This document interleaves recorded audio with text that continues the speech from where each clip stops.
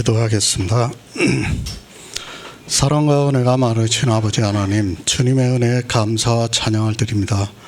아버지, 이 시간에도 우리와 함께하여 주시옵시고 우리가 진리를 알아가는 데 부족함이 없도록 역사하여 주시옵소서. 사도 요한은 요한복음 1장을 통해서 우리에게 영생에 대해서 말씀하고 있사옵나이다.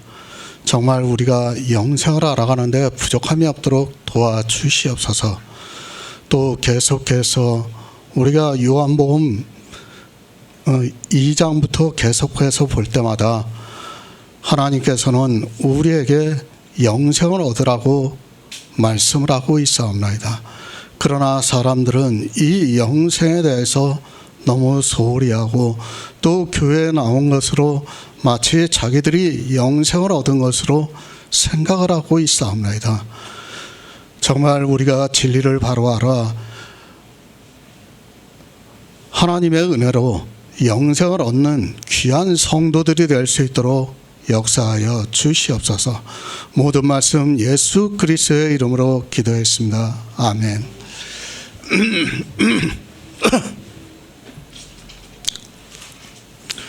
요한복음 2장 1절을 보겠습니다. 사흘 되던 날에 갈릴리 가나에 혼인이 있어 예수의 어머니도 거기 계시고, 요한복음 1장입니다. 사도 요한은 먼저 생명에 대해서 말씀을 하고 있습니다.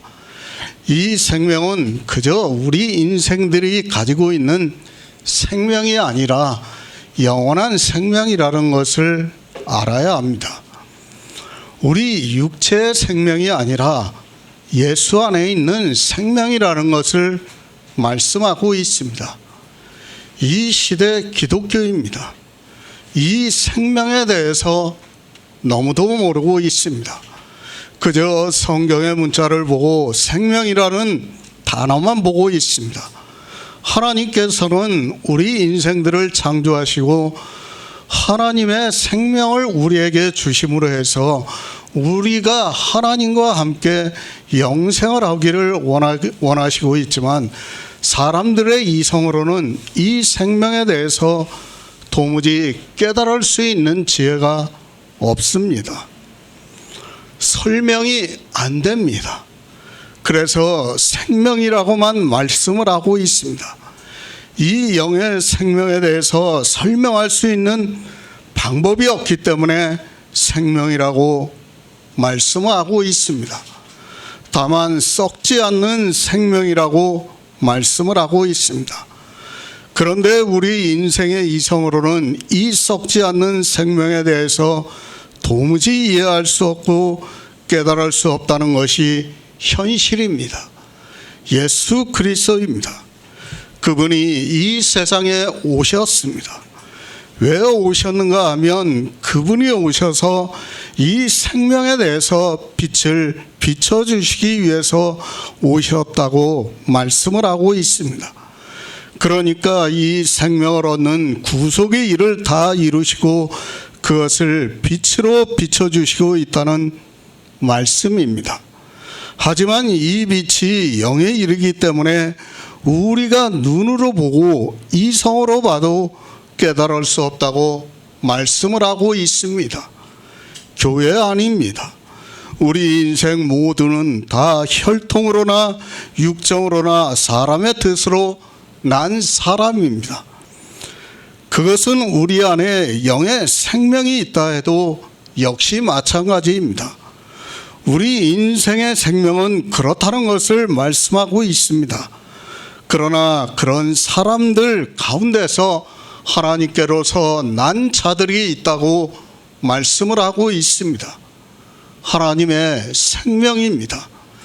우리 인생의 생명이 아니라 하나님의 생명이 있는 자들이 있다는 것을 말씀을 하고 있습니다. 이렇게 하나님의 생명이 있는 자를 영생을 얻었다고 말씀을 하고 있습니다.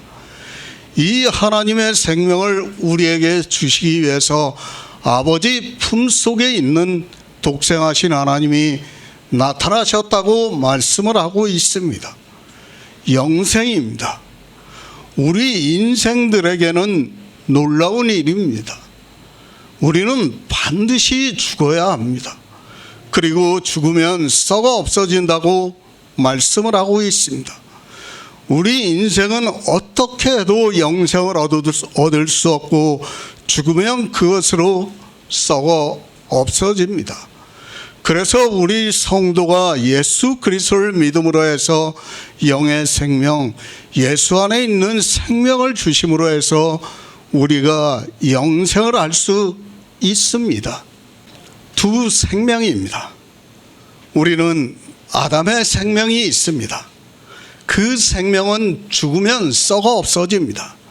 그 생명은 절대로 천국에 들어갈 수 없습니다. 죄가 있는 우리 육체의 생명은 어떻게 해도 천국에 들어갈 수 없습니다.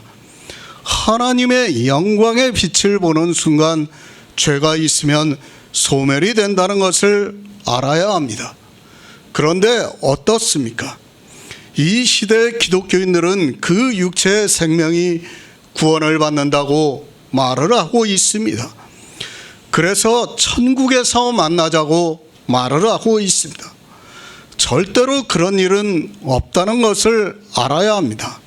성경은 분명히 하나님께로서 난 자들이라고 말씀을 하고 있습니다. 그런데 어떻게 사람에게서 난 자들이 천국에 들어갈 수 있겠습니까? 우리 성도입니다. 우리 부모로부터 난 자가 있습니다. 그리고 예수 그리스도를 믿음으로 해서 우리 안에 하나님께로서 난 자가 있다고 말씀을 하고 있습니다. 이 두 생명이 있는데 우리 부모로부터 난 자는 잠깐 보이다가 사라지는 안개와 같다고 말씀을 하고 있습니다. 그것은 실체가 아니라 그림자이고 실체는 우리가 지금 느끼고 알 수 없지만 하나님께로서 난 자라는 것을 말씀하고 있습니다. 하나님께로서 난 자입니다. 이 생명에 대해서는 이제 요한복음 3장에서 다시 말씀을 할 기회가 있다고 생각을 하고 있습니다. 그때 거듭남에 대해서 다시 말씀할 수 있습니다. 요한복음 1장에서는 예수 안에 있는 영의 생명에 대해서 알고 그 생명은 하나님께로서 난 자라는 것을 알면 됩니다. 영생을 얻으시기 바랍니다. 예수 그리스도를 믿는 단 한 가지의 목적입니다. 우리가 영생을 얻지 못한다면 우리는 예수 그리스도를 믿을 이유가 하나도 없습니다. 그렇지 않습니까? 그저 세상에서 내 이성을 따라 살다가 죽으면 그것으로 끝이 난다는 것을 알아야 합니다. 성경이 증거를 해주고 있습니다. 영생에 대해서 말씀을 하고 있습니다.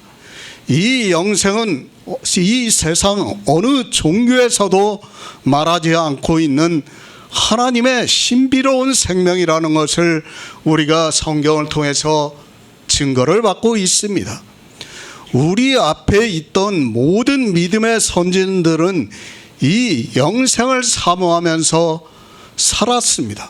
그리고 그들은 영생을 얻은 자로 생명책에 기록이 되어 있다고 말씀을 하고 있습니다.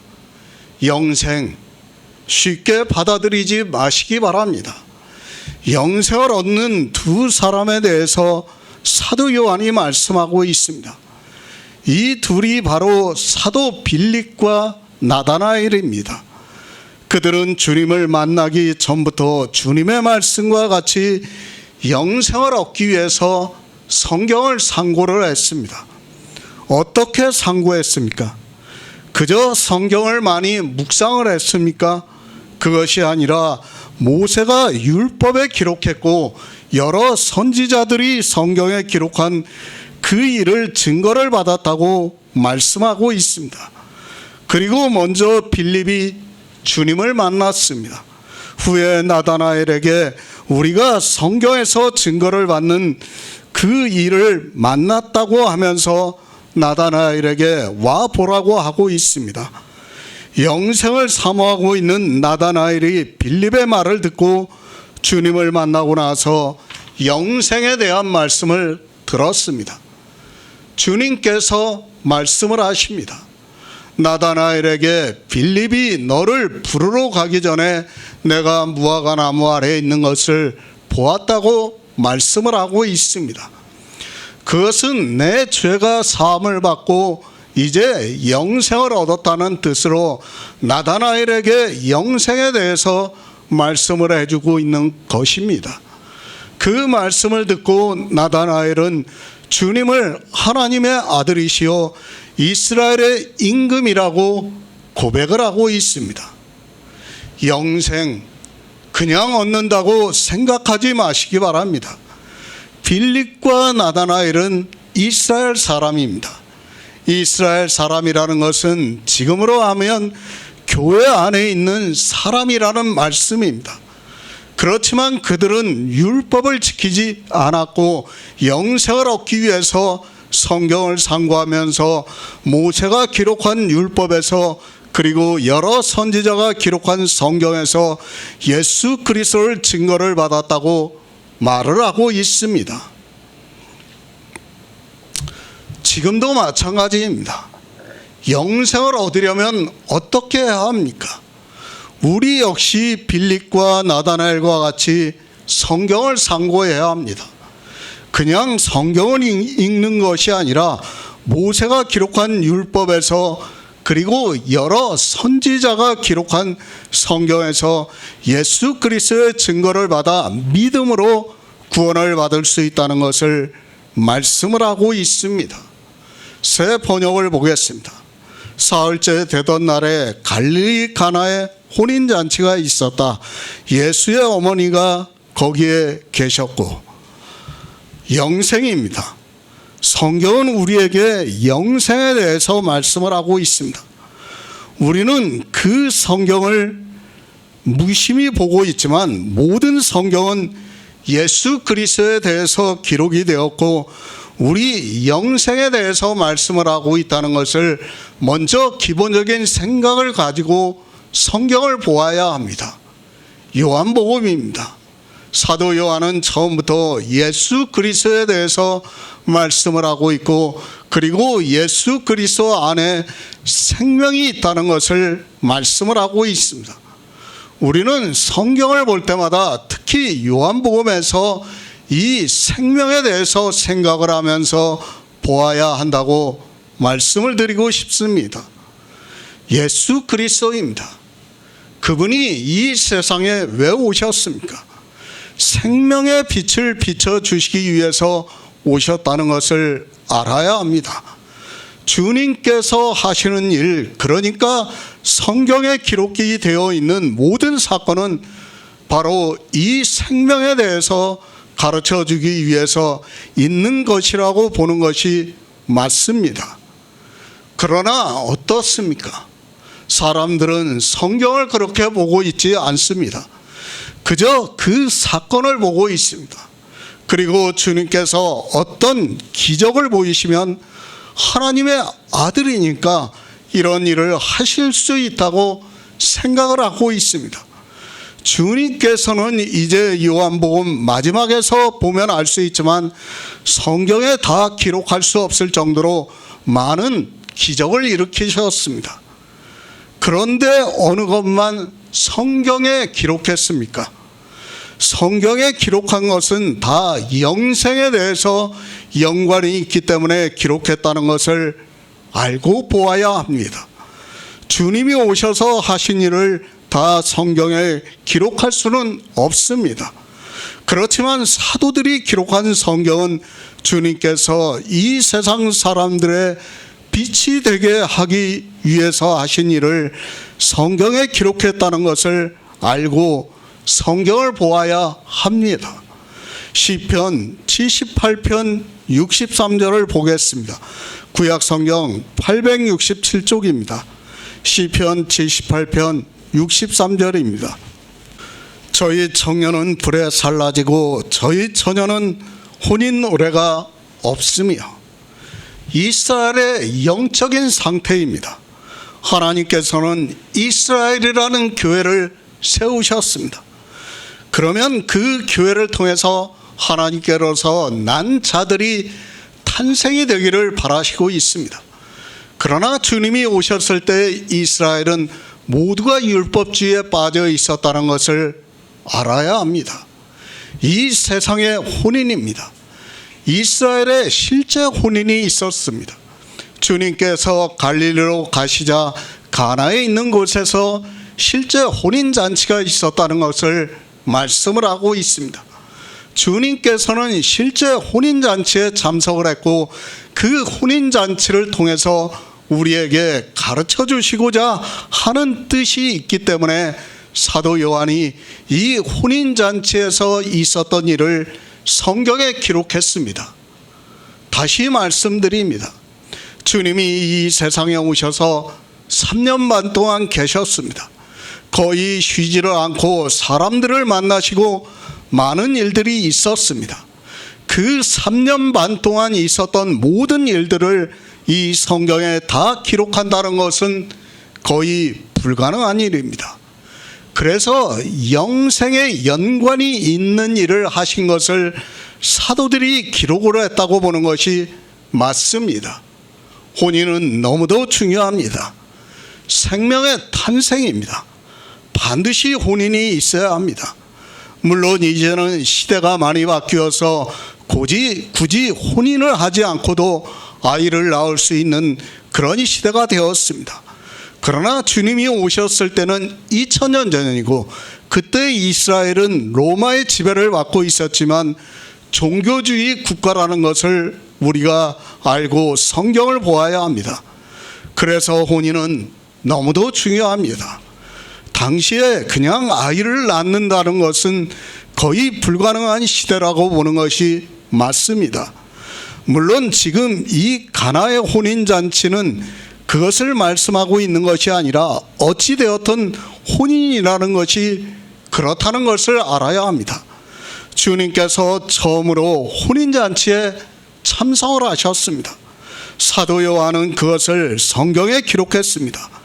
다른 사도들과는 조금 다르게 기록이 되어 있는 것을 이미 성경을 통해서 잘 알고 있습니다. 사도 요한은 생명에 대해서 그리고 영생에 대해서 말씀을 하고 있기 때문에 다른 사도들과는 조금 다를 수밖에 없습니다. 물론 다른 사도들 역시 예수 그리스도에 대해서 복음에 대해서 기록을 했습니다. 이스라엘은 혼인 노래가 없습니다. 이것이 이스라엘의 영적인 상태라는 것을 알아야 합니다. 물론 사람들이 살아가고 있습니다. 육체적으로는 계속해서 혼인이 있었고 그들이 이 가나 혼인과 같이 잔치를 며칠에 걸쳐 하면서 노래를 부르고 즐거워했던 것을 알 수 있습니다. 그러나 주님이 오셨습니다. 가나에 있는 혼인의 주님이 오셨습니다. 주님께서 그저 육적인 혼인잔치에 처음을 받아서 왔다고 생각하지 마시기 바랍니다. 만약에 영생과 상관이 없다면 주님께서는 처음을 받았을지라도 굳이 이 가나의 혼인잔치에 참석을 하지 않았을 것이 분명합니다. 이스라엘입니다. 그들에게 육적인 혼인잔치는 늘 있었습니다. 그러나 시편은 저희 청년은 불에 살라지고 저희 처녀에게는 혼인 노래가 없다고 말씀을 하고 있습니다. 물론 이스라엘이 이방의 포로가 되어가고 하는 것을 시로 표현을 하고 있다는 것을 알고 있습니다. 그러나 이스라엘의 영적인 상태라는 것을 우리는 알고 있어야 합니다. 주님께서 이 세상에 오셨습니다. 그것을 우리에게 예수 안에 있는 생명을 주시기 위해서 오셨다는 것을 이미 말씀을 했습니다.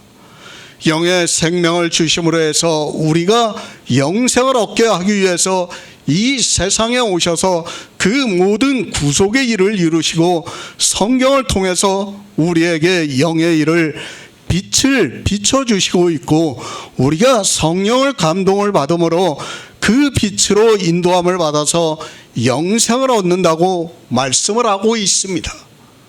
우리가 천국에 가는 일입니다. 그것을 주님께서 어떻게 말씀을 하고 있습니까? 마치 이 세상에서 혼인잔치를 하는 것과 같다고 말씀을 하고 있습니다. 그러니까 우리가 예수 그리스도를 믿어서 영생을 얻는 그 일을 혼인잔치라고 말씀을 하고 있습니다. 그래서 주님께서도 마태복음에서 혼인잔치의 비유에 대해서 말씀을 하고 있습니다. 마태복음 22장 2절을 보겠습니다. 신약성경 37쪽입니다. 천국은 마치 자기 아들을 위하여 혼인잔치를 베푼 어떤 임금과 같으니, 혼인잔치입니다. 우리가 예수 그리스도를 믿어 영생을 얻는 그것을 주님께서는 혼인잔치로 비유를 해서 말씀을 하고 있습니다. 그러나 주님이 오시기 전까지의 이스라엘의 영적인 상태는 시편의 말씀과 같이 저희 청년은 불에 살라지고 저희 처녀에게는 혼인 노래가 없다고 말씀을 하고 있습니다. 이제 주님이 오셨습니다. 그것을 비유로 해서 주님께서 천국은 마치 자기 아들을 위하여 혼인잔치를 베푼 어떤 임금과 같다고 말씀을 하고 있습니다.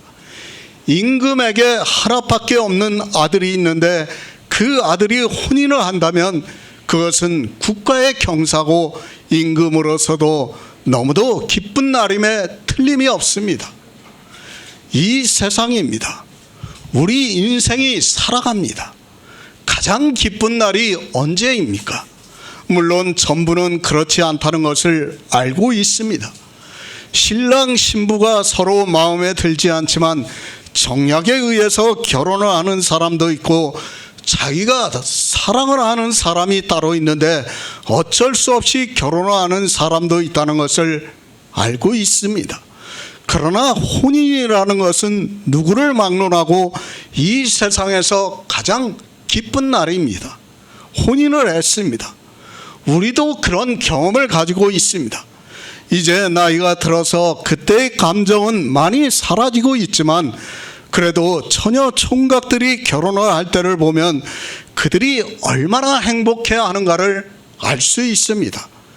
우리가 영생을 얻는 것을 마치 이것과 비유를 해서 말씀을 하고 있습니다. 가장 기쁜 일입니다. 이 세상에서 혼인을 하는 날보다 더 행복한 날이 어디 있겠습니까? 그렇기 때문에 우리가 영생을 얻는 것을, 그러니까 천국에 가는 것을 성경은 혼인잔치로 비유를 해서 말씀을 하고 있습니다. 천국을 우리 인생의 언어로 설명이 안 되니까 우리 인생이 가장 기뻐하고 행복해하는 그날을 비유로 해서 말씀을 하고 있습니다. 주님께서 혼인잔치에 가셨습니다.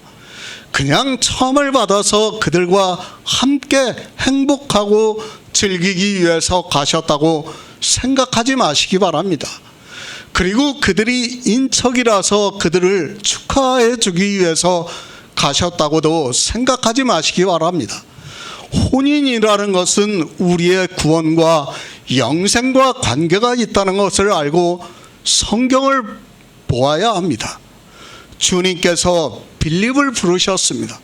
그리고 나다나엘을 만나서 영생에 대해서 말씀을 하셨습니다.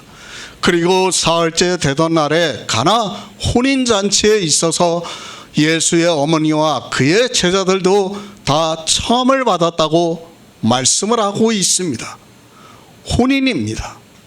사람은 나이가 들면 혼인을 하고 가정을 꾸미게 되어 있습니다. 새로운 가정을 꾸미는 것을 잔치를 하면서 사람들이 즐거워하고 있습니다. 이 세상에 있는 거의 모든 나라가 그렇게 혼인잔치를 하고 있는 것으로 알고 있습니다.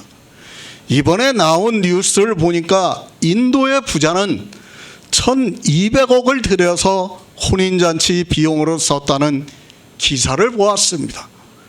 혼인잔치라는 것이 그렇습니다. 그래서 영의 일도 역시 비유로 말씀할 때 혼인잔치라고 말씀을 하고 있습니다. 우리가 천국에 가는 길입니다. 그것을 혼인잔치라고 말씀을 하고 있습니다.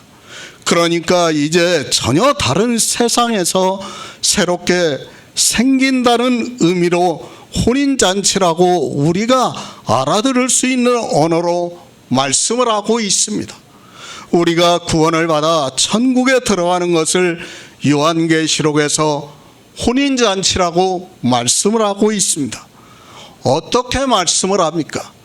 신부가 신랑을 위해 단장한 것 같더라고 말씀을 하고 있습니다.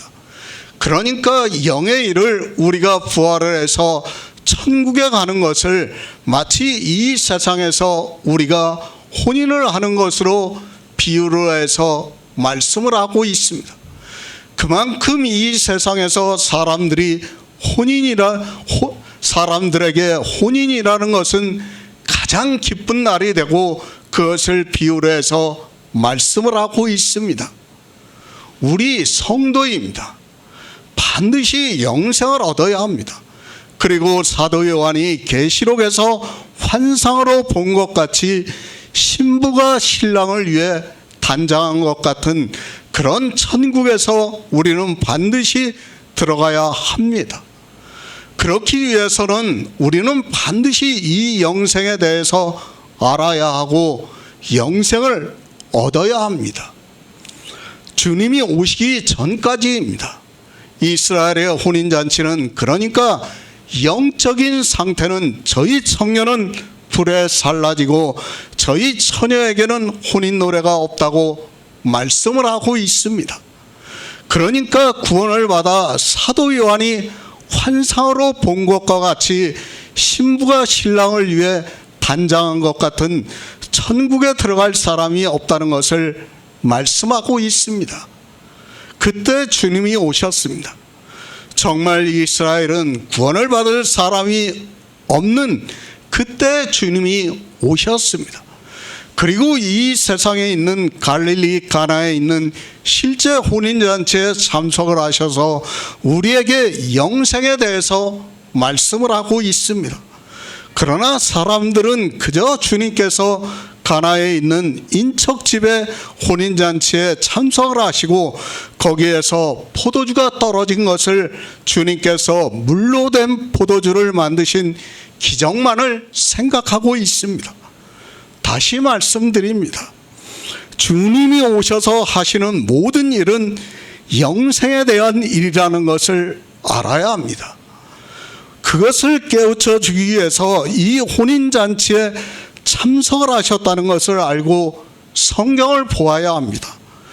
그것이 육체적으로는 혼인잔치를 하고 즐거워하고 했지만 영적으로는 저희 청년은 불에 살라지고 저희 처녀에게는 혼인 노래가 없기 때문에 이 자리에 참석을 하셨습니다. 성경은 영의 일입니다. 우리 육체가 혼인을 하는 것은 아무것도 아닙니다.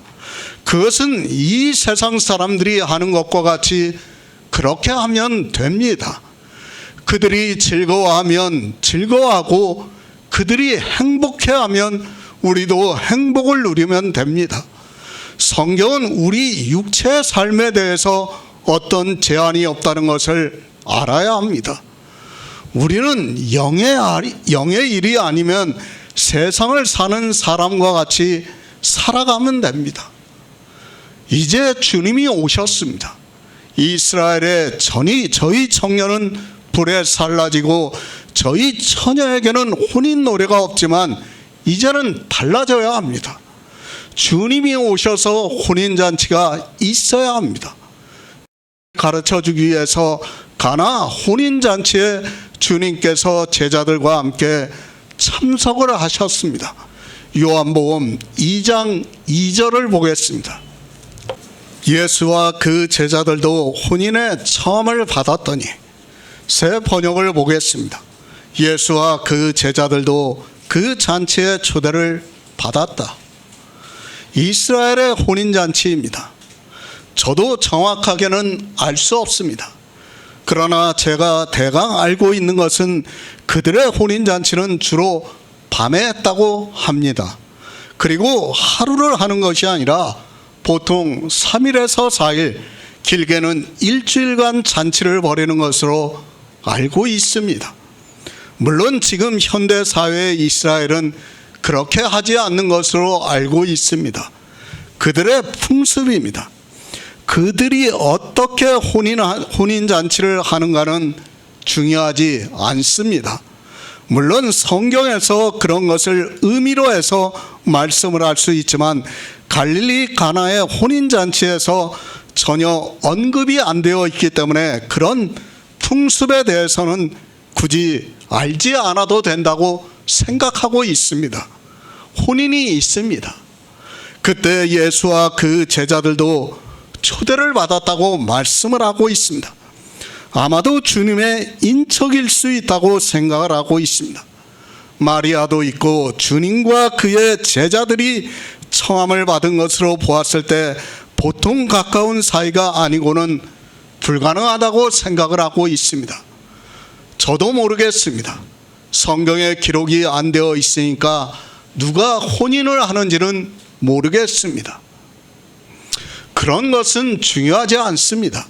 사도 요한이 굳이 누구의 혼인이라고 말씀을 하지 않았습니다. 우리는 중요하지 않은 것에 너무 집착을 하면서 성경을 보면 안 됩니다. 지난번에 설교에서도 말씀했습니다. 성경에서 중요한 것은 영생에 대한 말씀입니다. 물론 성경의 어느 말씀이 중요하지 않은 것이 어디 있겠습니까? 모두가 다 중요한 말씀이라는 것을 저는 믿고 있습니다. 그러나 직접적으로 영생에 대해서 말씀하지 않는 것은 그렇게 중요하지 않다는 것을 알아야 합니다. 가나의 혼인입니다. 그것이 누구의 혼인인가를 아는 것이 중요합니까?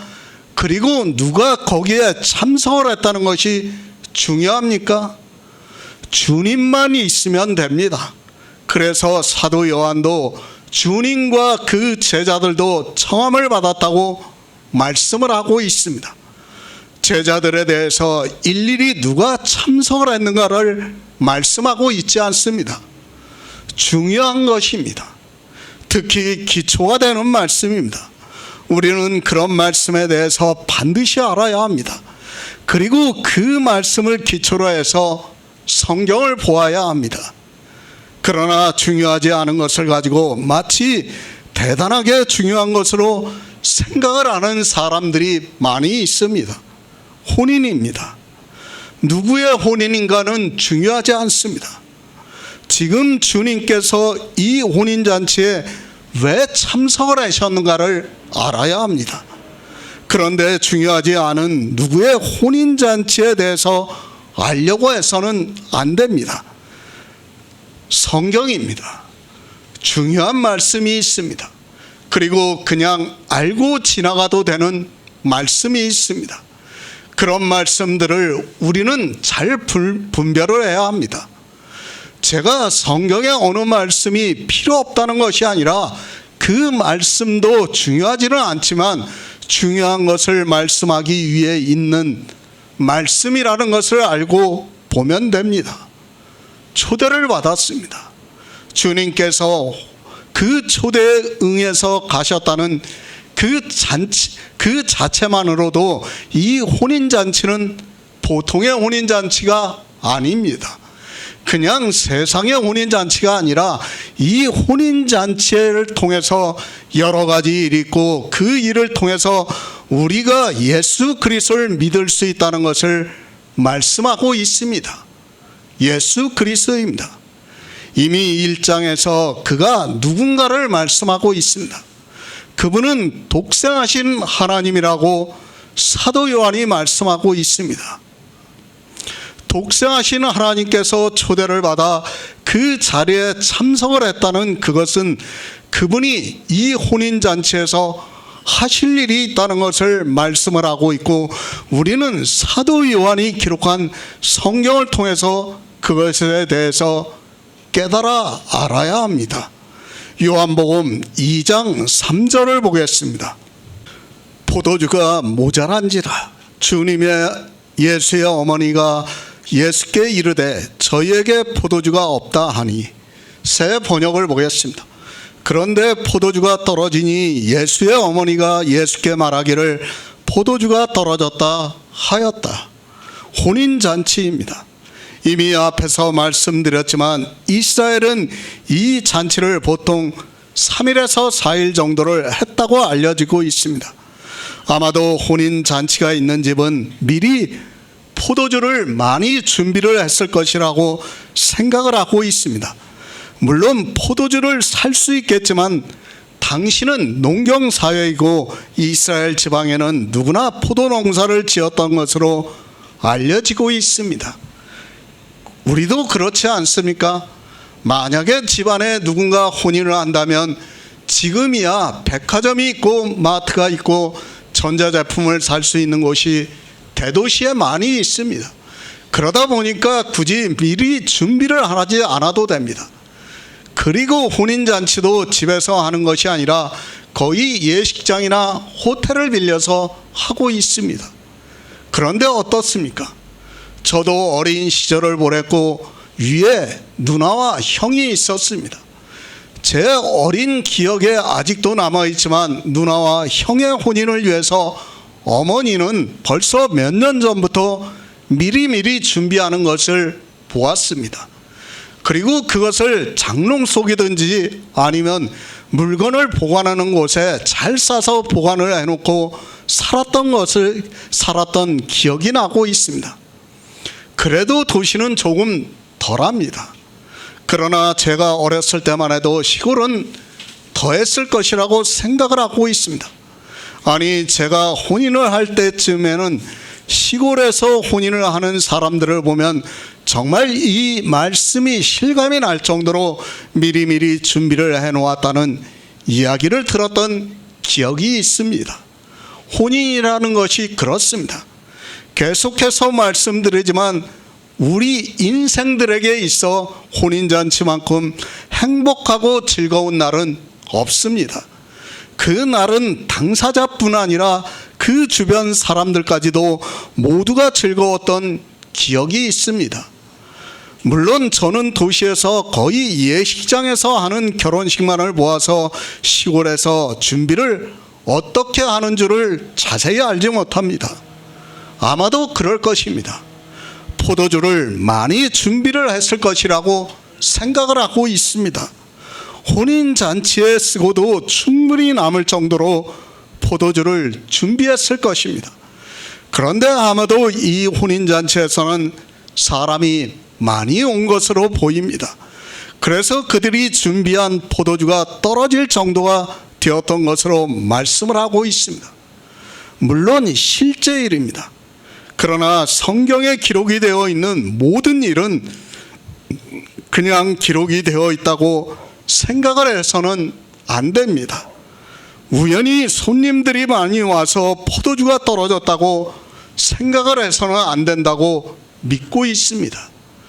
주님께서 이 혼인잔치에 청함을 받아서 오셨기 때문에 포도주가 떨어졌다고 보아야 합니다. 포도주, 성경에서 포도주를 말씀할 때는 여러 가지 의미를 가지고 말씀하고 있습니다. 우리가 단어만 보고 말씀을 해서는 안 됩니다. 같은 단어로 기록이 되어 있어도 그 뜻은 전혀 다를 수 있다는 것을 알고 성경을 보아야 한다는 것을 잊어서는 안 됩니다. 포도주를 나쁜 의미로 말씀을 드렸습니다. 그것은 포도주를 율법으로 비유를 하고 있기 때문에 그렇게 말씀을 하고 있습니다.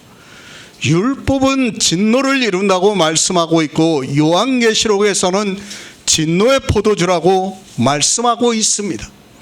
그래서 포도주를 생각하면 율법이 떠오르게 되어 있습니다. 분명히 맞습니다. 율법은 진노를 이루고 있습니다. 그리고 진노의 포도주를 마시면 구원을 받을 수 없다는 것을 성경에서 말씀하고 있습니다. 그렇다고 해서 성경에 기록이 되어 있는 포도주를 다 그렇게 말씀할 수 없다는 것을 알아야 합니다. 같은 단어입니다. 그러나 뜻은 전혀 다를 수 있다는 것을 우리는 알고 성경을 보아야 합니다. 그 대표적인 것이 이 포도주가 아닌가를 생각하고 있습니다. 다른 단어는 거의 비슷한 의미로 기록이 되어 있지만 포도주만큼은 그렇지 않다는 것을 우리가 성경을 보면 알 수 있습니다. 혼인에서의 포도주입니다. 그것을 율법인 것으로 의미를 부여해서는 안 된다고 믿고 있습니다. 교회 안에서 신앙생활을 하는 데 있어서 말씀을 할 때는 충분히 율법으로 비유를 가지고 말씀할 수 있습니다. 그러나 혼인은 잔치이고 거기에서 말씀을 하고 있는 포도주를 율법으로 비유를 해서 말씀하는 것은 무리가 있다고 생각하고 있습니다. 시편 4편 7편을 보겠습니다. 구약성경 806쪽입니다. 시편 4편 7편입니다. 주께서 내 마음에 두신 기쁨은 저희의 곡식과 새 포도주에 풍성할 때보다 더하나이다. 이사야 24장 11절을 보겠습니다. 구약성경 994쪽입니다. 이사야 24장 11절입니다. 포도주가 없으므로 거리에서 부르짖으며 모든 즐거움이 암흑하여졌으며 땅의 기쁨이 소멸되었으며. 이스라엘입니다. 그들의 혼인은 의미가 있습니다. 물론 이스라엘도 사람들이 사는 세상이기 때문에 혼인을 하면서 살았습니다. 그러나 그들은 늘 하나님의 백성이라는 생각을 하면서 살았습니다. 그리고 우리가 성경을 보아서 잘 알겠지만 선지자들을 통해서 하나님께서는 이스라엘에게 나는 내 남편이라고 말씀을 하고 있습니다. 하나님과 이스라엘의 관계입니다.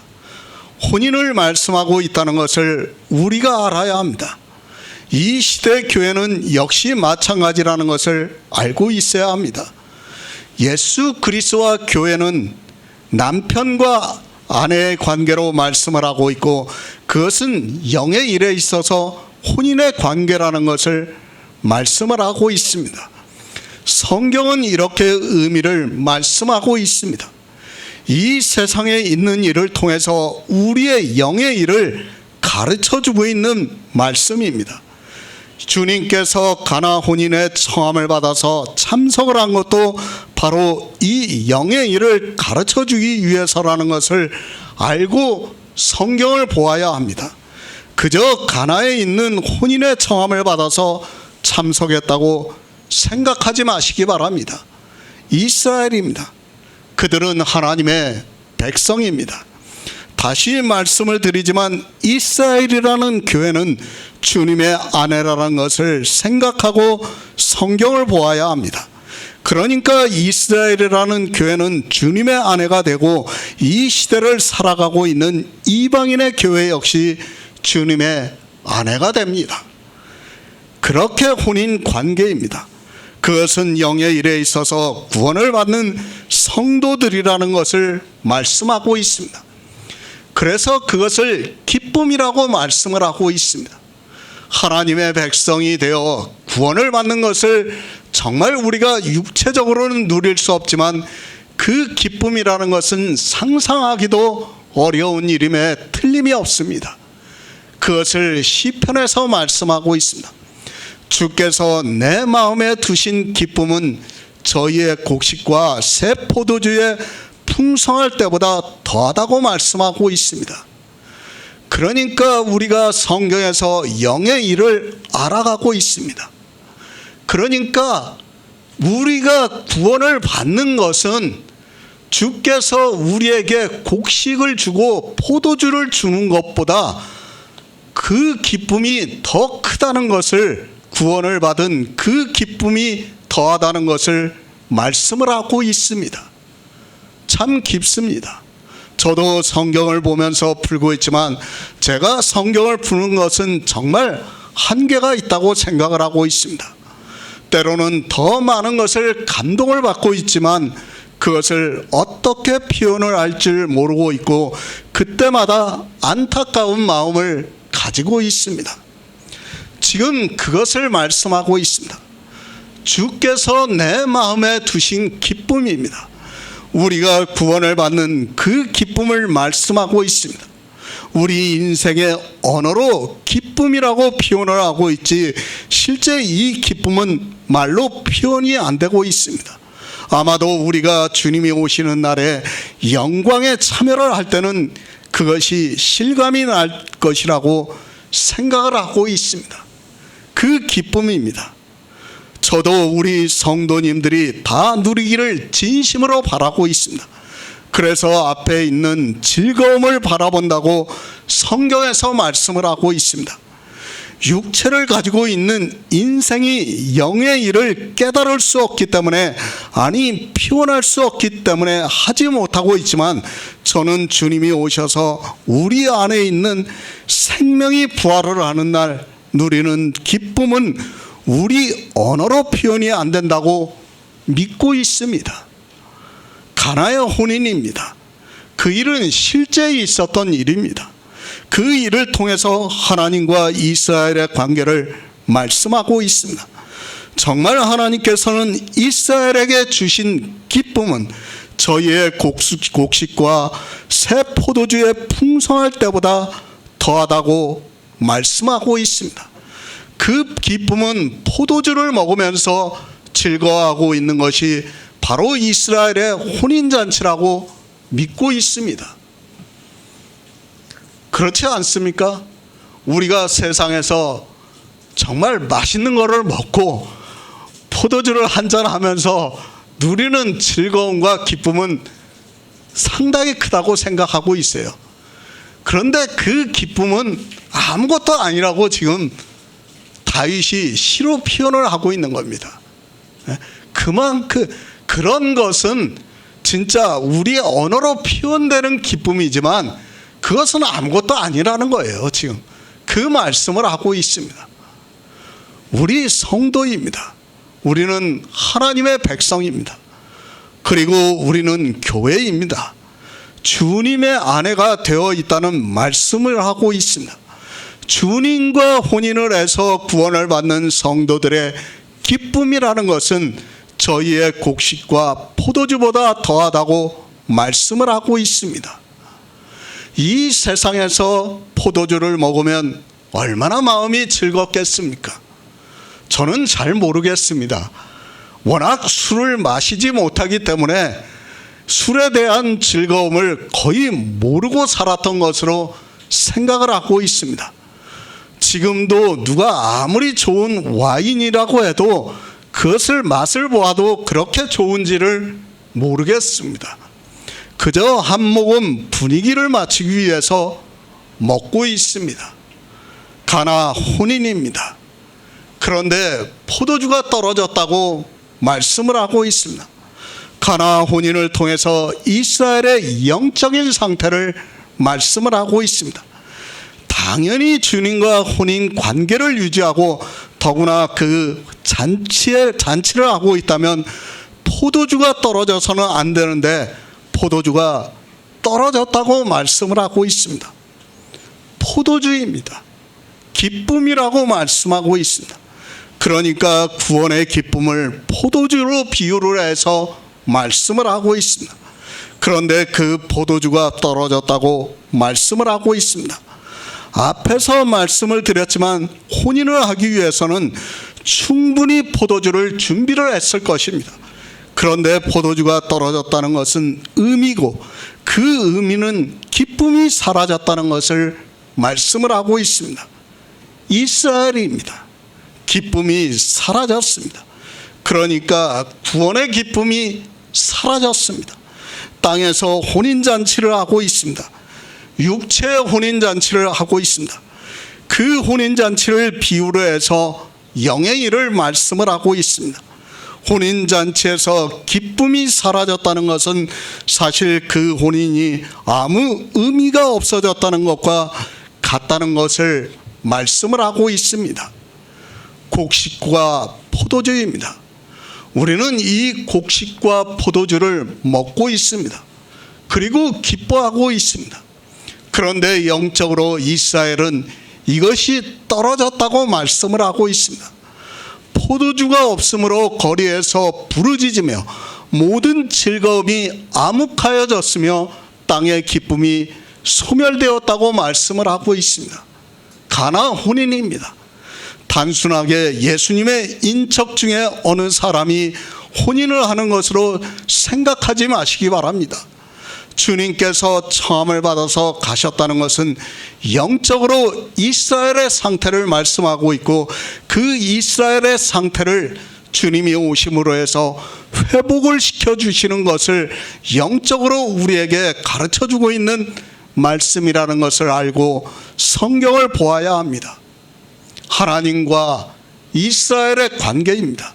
그것을 시편에서는 주께서 내 마음에 두신 기쁨은 저희의 곡식과 새 포도주에 풍성할 때보다 더하다고 말씀을 하고 있습니다. 그리고 이사야서에서는 포도주가 없으므로 거리에서 부르짖으며 모든 즐거움이 암흑하여졌으며 땅의 기쁨이 소멸되었다고 말씀을 하고 있습니다. 그러니까 포도주가 없다는 것은 혼인의 즐거움이 없어졌다는 것이고 구원을 받을 수 없다는 것을 의미적으로 말씀하고 있습니다. 혼인잔치입니다. 모든 사람이 즐거워하고 있습니다. 그런데 포도주가 떨어짐으로 해서 더 이상 즐거워할 수 없게 되었습니다. 그러니까 하나님께서 이스라엘에게 주신 기쁨이 사라졌다는 것을 의미를 하고 있습니다. 성경은 이렇게 의미를 가지고 말씀하고 있다는 것을 우리가 알아야 합니다. 예수의 어머니입니다. 우리가 마리아라는 것을 성경에서 보아서 잘 알고 있습니다. 마리아에 대해서는 굳이 말씀할 필요가 없다고 생각하고 있습니다. 다만 이 혼인잔치에서 포도주가 떨어졌다는 것을 알고 있는 것으로 보았을 때 마리아의 아주 가까운 인척이라는 것을 알 수 있습니다.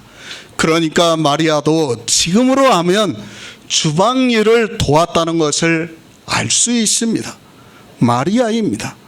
예수님께 포도주가 떨어졌다는 것을 말씀하고 있습니다. 마리아는 천사의 이야기를 들은 사람입니다. 그리고 예수 그리스도가 누구라는 것을 알고 있습니다. 그렇기 때문에 주님께서 주님에게 포도주가 떨어졌다고 말을 하고 있습니다. 그것은 이스라엘이 포도주가 없으므로 거리에서 부르짖으며 모든 즐거움이 암흑하여졌으며 땅의 기쁨이 소멸되었다는 것을 의미적으로 알고 말을 하고 있습니다. 저희에게 포도주가 없다, 저희의 모든 기쁨이 사라졌다는 것을 주님께 말씀을 하고 있습니다. 주님은 이스라엘의 남편 되시는 분입니다. 그런데 가나 혼인에 포도주가 없다고 말씀을 하고 있습니다. 그 말씀은 주님께서 이제 그들에게 포도주를 주라고 말씀을 하고 있습니다.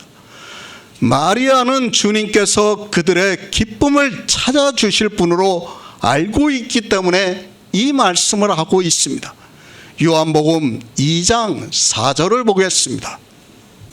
예수께서 가라사대 여자여 나와 무슨 상관이 있나이까 내 때가 아직 이르지 못하였나이다. 새 번역을 보겠습니다. 예수께서 어머니에게 말하셨다. 여자여 이것이 나와 당신에게 무슨 상관이 있습니까? 아직도 내 때가 오지 않았습니다. 마리아입니다. 포도주가 없다고 주님께 말을 하고 있습니다. 그러자 주님께서 여자여 나와 무슨 상관이 있나이까 내 때가 아직 이르지 못하였다고 말씀을 하고 있습니다. 다른 번역에서는 어머니라고 번역이 되어 있는 것도 볼 수 있습니다. 그러나 대부분의 번역에서는 여자라고 번역이 되어 있습니다. 여자, 헬라어로는 다 같이 번역이 되어 있어서 성경 전체에 1000번 이상이 나오는 단어로 알려져 있습니다. 그런데 주님께서 마리아를 여자라고 말씀을 하고 있습니다. 실제 여자를 그렇게 부르고 있는 것을 볼 수 있습니다. 주님께서는 비록 마리아가 육신으로는 어머니지만 요한복음의 전체 말씀은 생명에 대해서 말씀하고 있고 하나님으로 말씀을 하다 보니까 여자여라고 번역을 하고 있는 것으로 생각이 됩니다. 요한복음입니다. 하나님으로 오신 예수 그리스도를 말씀을 하고 있습니다. 마태, 마가, 누가, 요한복음은 예수님께서 이 세상에 오신 것을 왕으로, 사람으로, 종으로, 그리고 하나님으로 성경에 기록했습니다. 그래서 여자여라고 사도 요한이 기록하지 않았나 생각하고 있습니다. 사도 요한입니다. 주님과는 이종 사촌 관계인 것으로 알려져 있습니다. 사도 요한으로서 마리아는 이모라고 할 수 있습니다. 그럼에도 사도 요한이 가나 혼인잔치에서와 그리고 주님께서 십자가에 달려 죽으시기 전에 주님께서 마리아를 부를 때 여자여라는 말씀을 하고 있습니다. 주님은 하나님입니다. 사도 요한은 1장에서 독생하신 하나님이 나타나셨다고 말씀을 하고 있습니다. 사도 요한은 처음부터 주님을 하나님으로 성경에 기록을 하고 있었고, 그래서 가나 혼인잔치에서도 주님께서 마리아를 부를 때 여자여라고 말씀을 하고 있는 것으로 기록을 하고 있습니다. 예수 그리스도입니다. 그분은 우리가 믿는 유일하신 하나님입니다. 성경을 볼 때 정말 그렇게 믿고 성경을 보아야 합니다. 그런데 이 시대는 성경을 그렇게 보고 있지 않습니다. 주님께서 이 세상에 오셔서 많은 일을 하셨고 그것을 제자들이 기록을 했고 또 신약 성경에 주님에 대해서 많은 말씀을 하고 있지만 우리 성도는 주님을 기본적으로 하나님으로 믿어야 합니다. 주님, 예수 그리스도, 성경에 그렇게 기록이 되어 있어도 우리는 하나님으로 믿고 성경을 보아야 합니다. 하지만 이 시대는 그렇게 성경을 보고 있지 않습니다. 물론 예수 그리스도라고 부른다 해서 그것이 잘못되었다는 것이 아니지만 우리 성도는 예수 그리스도는 전능하신 하나님이고 영존하시는 아버지고 모사라, 기묘자라, 평강의 왕으로 생각을 하고 성경을 보아야 합니다. 그러면 충분히 이해할 수 있습니다. 아니, 성경 말씀을 그래도 쉽게 풀 수 있지 않은가 생각을 하고 있습니다. 지금 요한복음의 말씀도 마찬가지입니다. 물론 주님은 분명히 육신을 입고 이 세상에 오셨습니다. 그리고 마리아의 몸을 통해서 이 세상에 오신 것도 분명한 사실입니다. 그러나 그분은 하나님입니다. 전능하신 하나님이기 때문에 사도 요한은 마리아가 포도주가 없다고 말을 하자 주님께서 여자여 나와 무슨 상관이 있나이까 라고 말씀을 하신 것으로 성경을 기록했다고 믿고 있습니다.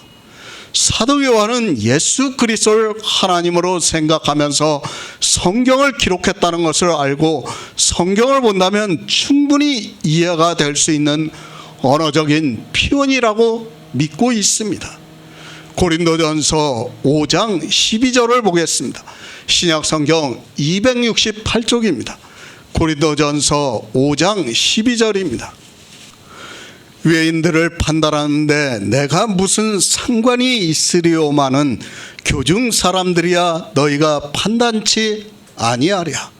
상관, 서로 관련을 가지고 있는 것을 사전에서 말을 하고 있습니다.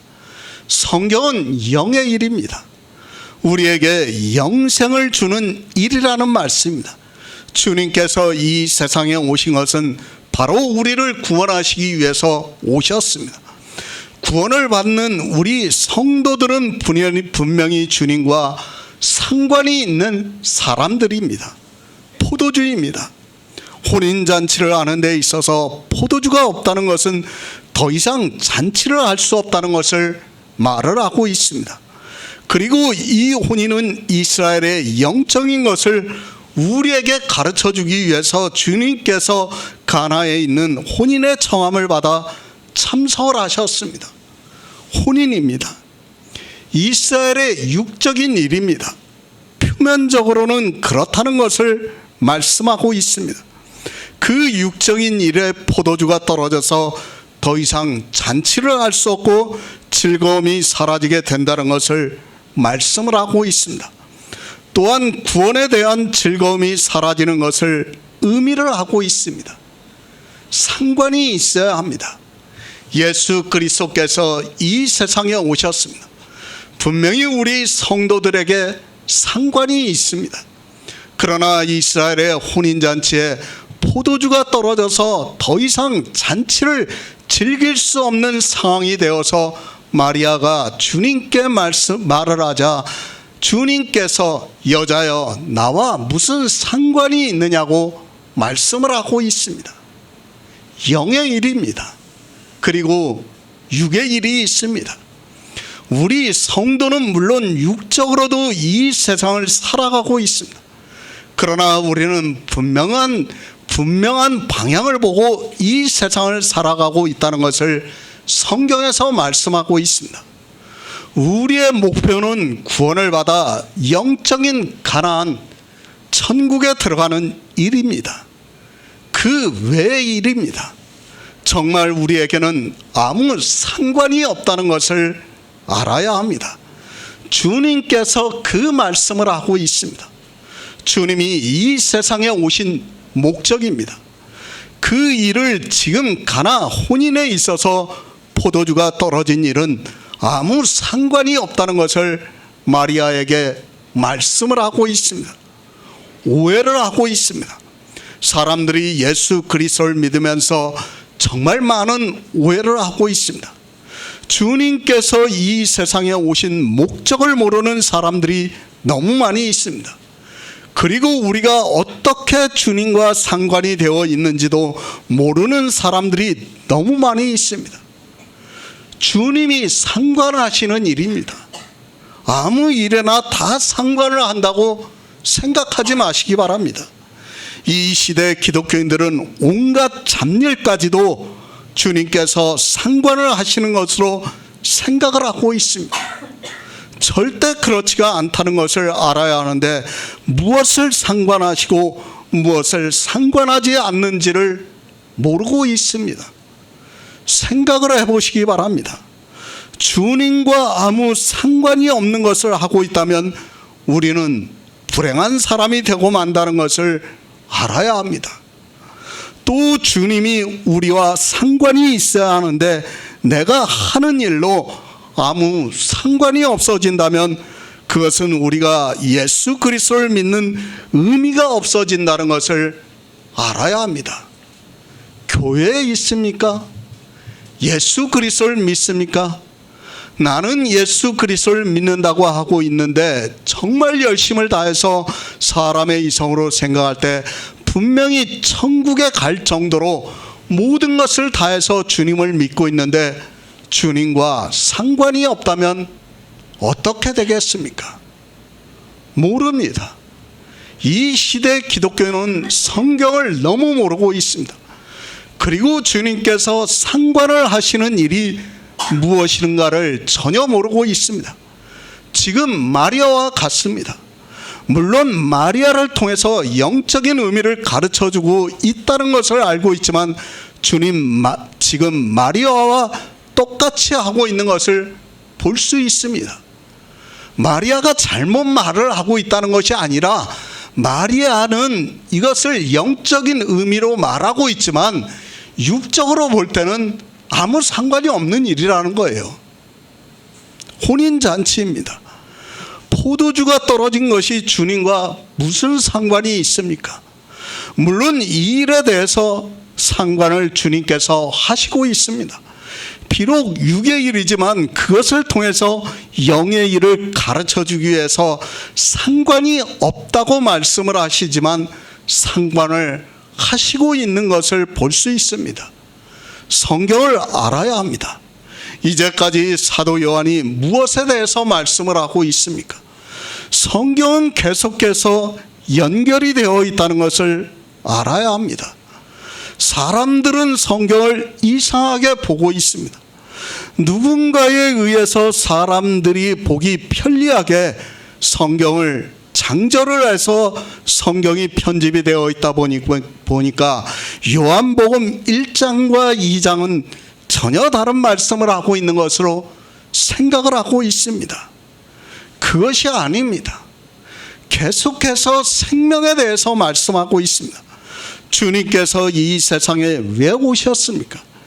요한복음 1장에서 사도 요한이 사람들의 빛이라고 말씀을 하고 있습니다.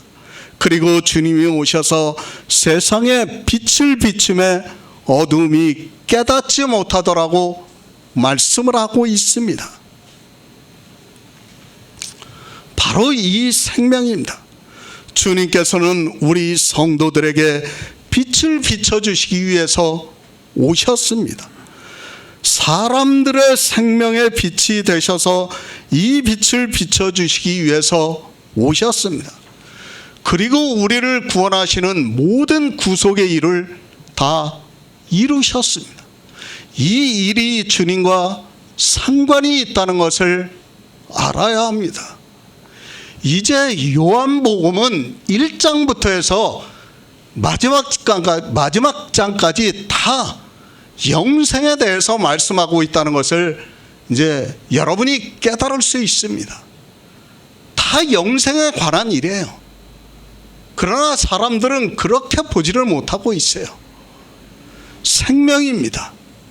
그 외에 어떤 일도 주님과는 상관이 없다는 것을 알아야 합니다. 그런데 교회 안에 있는 사람들은 자기 인생 모두가 주님과 상관이 있는 것으로 생각을 하고 있습니다. 심지어는 자기가 어디를 갈 때도 무사를 위해서 기도를 하고 있고, 누구를 만날 때도 그 사람과의 관계를 생각하면서 기도를 하고 있습니다. 다 기도를 합니다. 운전을 하면서도 시동을 걸기 전에 기도를 하고 있습니다. 왜 그렇게 하고 있습니까? 주님께서 이 모든 일에 상관을 하시는 것으로 생각을 하기 때문입니다. 그런 행위들이 이 세상의 종교적인 샤머니즘에서 나왔다는 것을 모르고 마치 모든 것을 주님께서 상관하시는 것으로 알고 있습니다. 왜 그렇습니까? 하나님은 전지전능하신 하나님이라고 믿고 있기 때문입니다. 성경의 문자를 보고 아는 것으로 그렇게 믿고 있습니다. 전지전능하신 하나님이기 때문에 하나님께서는 모든 것을 상관하시는 것으로 믿고 있습니다. 그런 믿음이 얼마나 맹목적인가를 모르고 그런 것이 도리어 샤머니즘에 빠지게 하고 있지만 사람들은 깨닫지를 못하고 있습니다. 그런 사상입니다. 어디서 출발이 되고 있습니까? 다 바알의 사상에서 나오고 있다는 것을 알아야 합니다. 그런데 이 시대 모든 종교의 사상이라는 것을 바로 알고 있어야 합니다. 초대교회를 지나면서 기독교라는 종교가 생겨나면서 사람들은 그런 사상에 빠져 나오지를 못하고 있었습니다. 실제 우리도 그랬어요. 기독교에 있을 때는 무엇만 해도 다 기도를 했어요. 주님께서 내 모든 것을 다 상관하시는 것으로 그렇게 생각을 했어요. 심지어는 내가 돈을 벌고 어디 가서 뭐 사고가 안 나고 그런 것까지도 다 주님이 상관을 하는 것으로 알고 있었어요. 그러니까 어떻게 합니까? 대학 입시 때가 되면 저 절에 가면 그 자기 자식들을 위해서 불공을 드려요. 사람들이. 절에 가보세요. 대학 입시 때 가면 절마다 사람들이 꽉 차요. 정말. 그런데 그걸 어떻게 합니까? 기독교도 똑같이 그렇게 하고 있어요. 똑같이 자기 아들, 자기 딸을 좋은 대학에 붙게 해달라고 그렇게 하고 있어요. 왜 그렇게 하고 있습니까? 상관을 하고 있다고 생각하기 때문인 거예요. 주님은 전혀 상관을 하지 않고 있는데 상관을 하고 있다고 생각하니까 그렇게 하는 겁니다. 우리는 정말 그런 일을 해서는 안 됩니다. 바로 알아야 됩니다. 비록 내가 사람들이 볼 때는 야, 이게 좀 잘못된 일이고 좀 말하기 창피한 일일지 몰라도 우리는 그것을 위해서 기도를 하고 그래서는 안 됩니다. 절대 그래서는 안 돼요. 제 주변에 있는 사람들이에요. 제 인척들이에요. 다 기독교를 믿고 있어요. 자기네들 뭐 하나 잘 되면 뭐라고 합니까? 자기들이 새벽 기도에 나가서 열심히 기도했더니 일이 이루어졌다고 간증을 하고 있어요. 정말 안타까운 일입니다. 제가 거기에 대해서 말을 하면 그 사람들이 듣지를 않아요. 오히려 저를 이상한 사람으로 생각을 하고 있어요. 절대 아닙니다. 주님이 우리와 상관이 있는 것은 영의 생명밖에 없다는 것을 바로 알고 있어야 합니다. 그 일 외에는 어느 것으로도 우리와 상관을 하시지 않는다는 것을 알고 있어야 합니다. 제가 사람들과 많이 만나서 이야기를 하고 있습니다. 저와 대화를 하다가 실망을 하고 돌아서고 있는 것을 볼 수 있습니다. 하나님이 자기 육체일도 상관해 주시면 좋겠는데 절대로 그렇지 않다고 말씀을 하면 그것을 받아들이지를 못하고 있습니다. 그들의 생각에서는 이미 깊게 종교가 세뇌가 되어서 하나님께서 자기 모든 것을 다 상관하신다고 믿고 있습니다. 성도들끼리도 마찬가지입니다. 그것을 사도 바울이 말씀하고 있습니다. 외인들은 우리가 상관할 필요가 없다고 말씀을 하고 있습니다. 이 세상 사람들은 우리가 상관할 필요가 없다는 것을 알아야 합니다.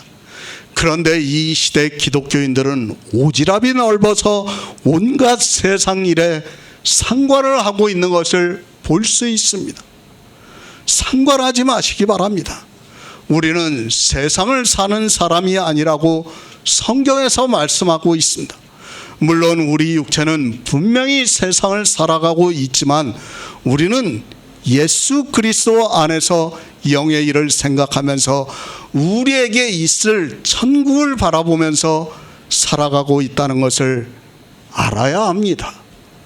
전도서 3장 1절을 보겠습니다. 구약성경 950쪽입니다. 전도서 3장 1절입니다. 천하의 범사가 기한이 있고 모든 목적이 이룰 때가 있나니 나와 무슨 상관이 있나이까. 주님께서 가나 혼인의 청함을 받아서 참석을 하셨습니다. 이스라엘에 있는 지극히 평범한 혼인잔치이기 때문에 누구의 혼인잔치라는 것도 기록이 안 될 정도로 일반적인 혼인의 청함을 받았는데 그 혼인잔치에서 포도주가 떨어졌다는 것을 마리아가 주님께 말을 하고 있습니다. 주님은 하나님이십니다. 그분과 우리는 상관이 있어야 합니다.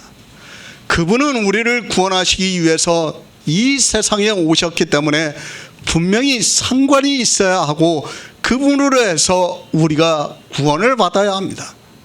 그런데 상관이 없다면 그것은 하나님의 일이 아니라는 말씀을 하고 있습니다. 그러면서 말씀합니다. 내 때가 아직 이르지 못했다고 말씀을 하고 있습니다.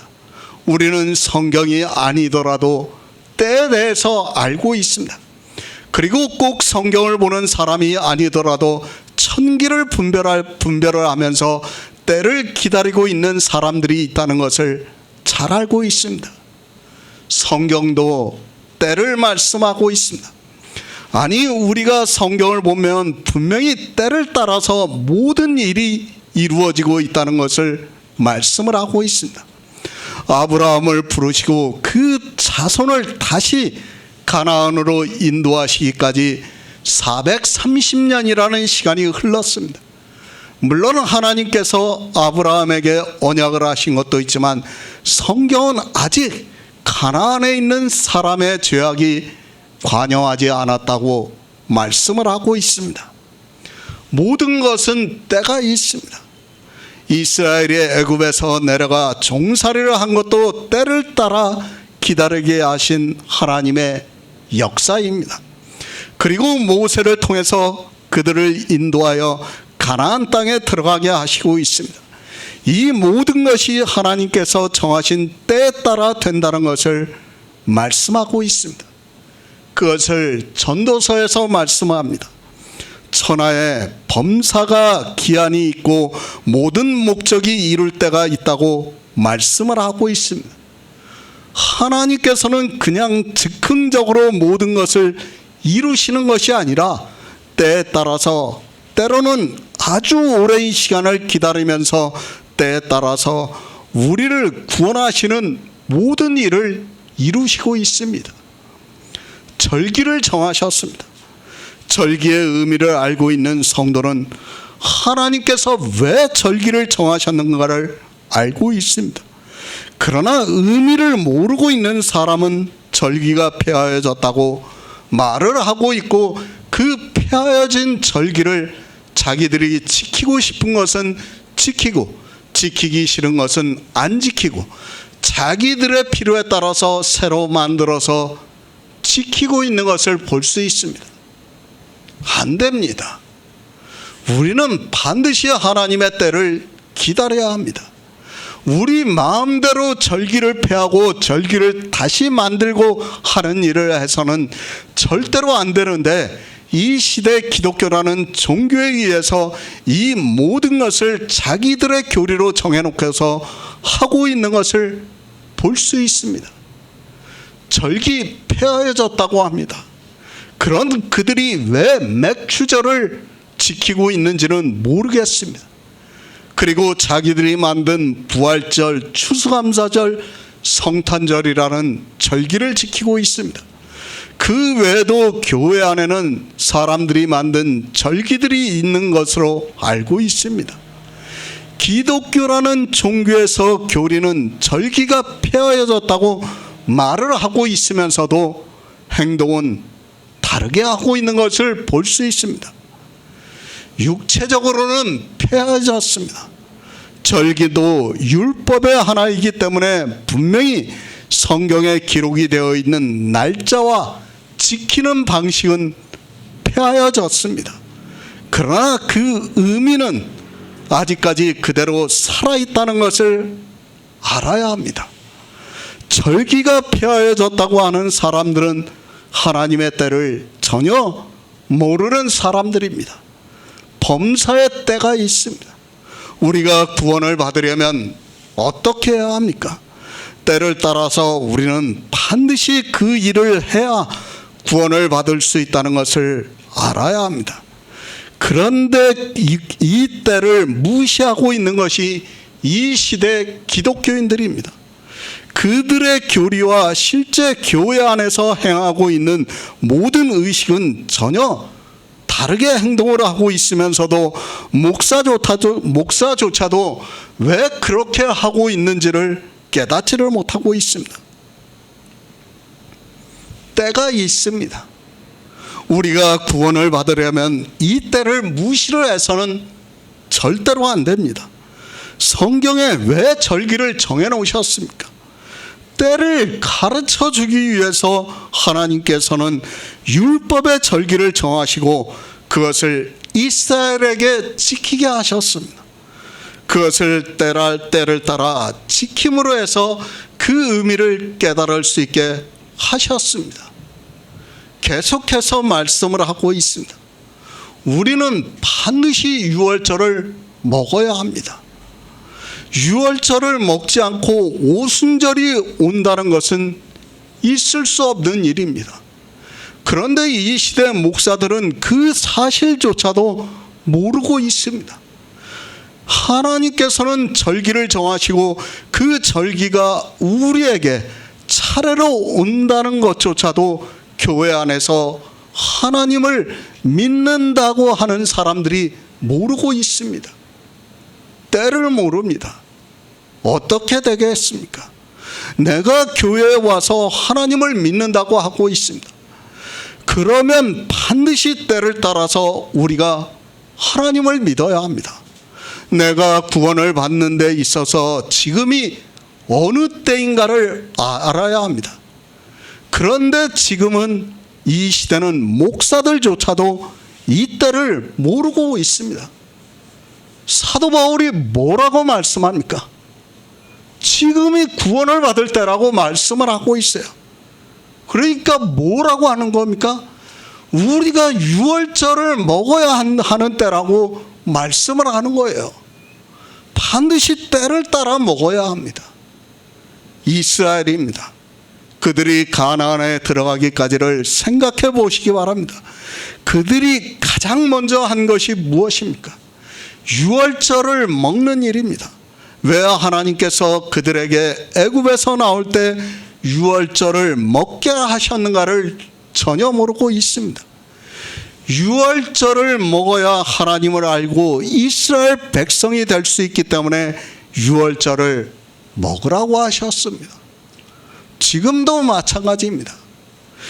누군가 교회에 나왔습니다. 그리고 하나님을 믿어서 영생을 얻어 천국에 가기를 소망을 하고 있습니다.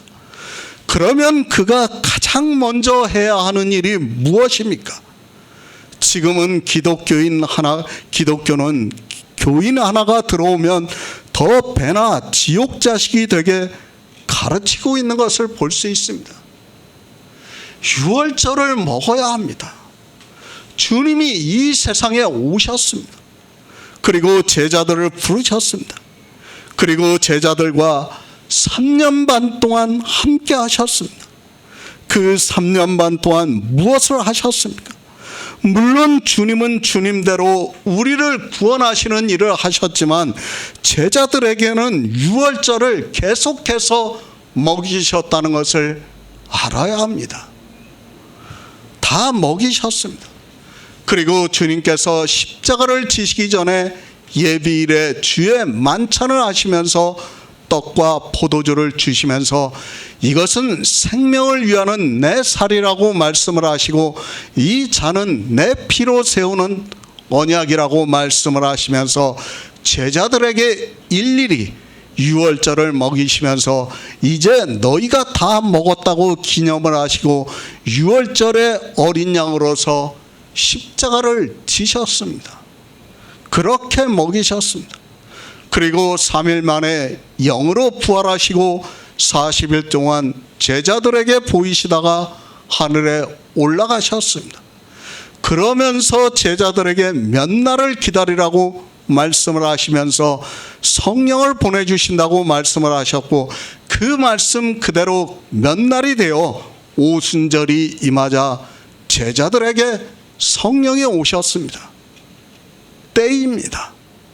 만약에 제자들이 유월절을 먹지 않으면 어떻게 됩니까? 아무리 오순절이 와도 그들에게 성령이 오실 수 없다는 것을 알아야 합니다. 이렇게 하나님께서는 때를 정하시고 있고 때를 따라서 역사를 하시면서 우리를 구원하시고 있습니다. 그런데 사람들이 이 유월절을 먹는 것을 전혀 모르고 있어요.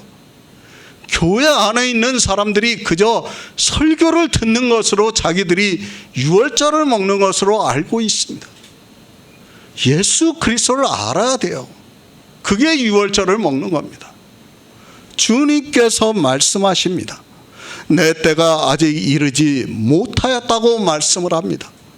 이 말씀을 가지고 또 오해를 하는 사람들이 많이 있습니다. 마치 주님께서 아직 일을 하시지 못할 때인 것과 같이 이야기를 하는 사람들이 있습니다. 성경을 정말 잘 보시기 바랍니다. 예수 그리스도입니다. 그분은 처음부터 독생하신 하나님으로 이 세상에 오셨습니다. 물로 된 포도주를 만드는 일은 그분에게 있어서 아무것도 아닙니다.